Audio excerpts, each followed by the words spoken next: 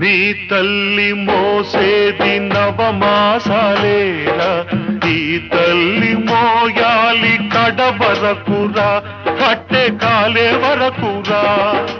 ఆ రుణం తల కొరివితో తీరేనురా, ఈ రుణం ఏ రూపాన తీరేదిరా.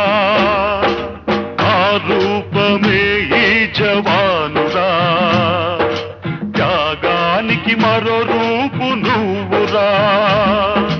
జననీ జన్మభూమిశ్చ స్వర్గాదపి గరీయసి, స్వర్గాదపి గరీయసి.